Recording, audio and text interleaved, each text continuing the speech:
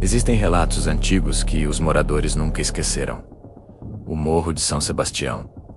3 ruas que sobem em silêncio. Casas antigas, terraços baixos, alguns no mesmo nível da rua. Um lugar comum durante o dia. Mas no passado, quando a noite chegava, ninguém se atrevia a ficar nos terraços, porque algo subia o morro. O Morro de São Sebastião não é como os outros bairros. A sua geografia é estranha, quase um labirinto vertical. A primeira rua fica lá embaixo, normal. A segunda já alcança o nível dos terraços das casas da rua de baixo. E na terceira, a mais alta, a rua passa exatamente na altura dos telhados. Quem conhece o lugar sabe.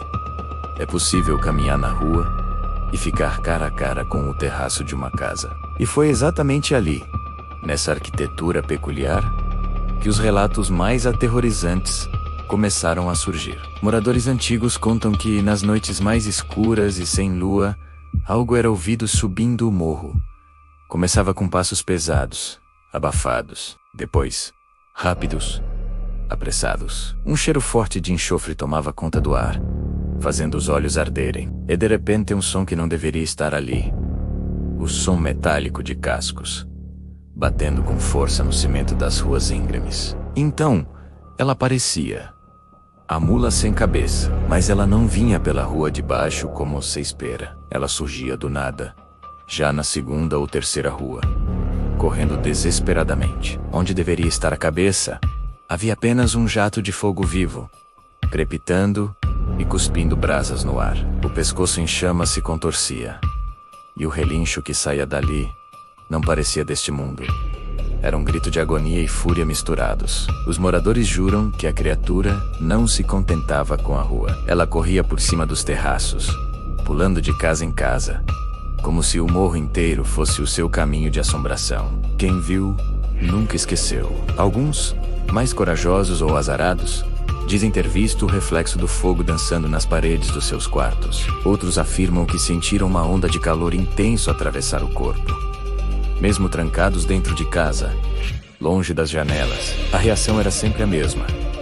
Havia quem se escondesse debaixo da cama, rezando em silêncio para não ser notado. Havia quem fechasse os olhos com toda a força, tapando os ouvidos, para não ver nem ouvir o que passava arrastando correntes imaginárias sobre o telhado. Porque o pior medo era o de olhar diretamente para a criatura. Diziam que um simples olhar poderia atraí-la, marcando você para sempre. E tão rápido quanto aparecia, ela se ia. Depois que a mula passava, um silêncio absoluto e pesado caía sobre o morro. Nenhum cachorro se atrevia a latir, nenhum grilo cantava. Era um silêncio de morte, como se toda a vida se escondesse de medo.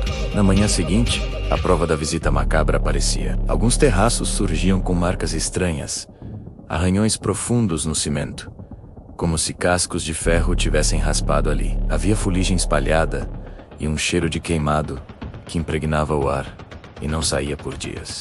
Os moradores mais velhos sempre deram o mesmo aviso, passado de geração em geração.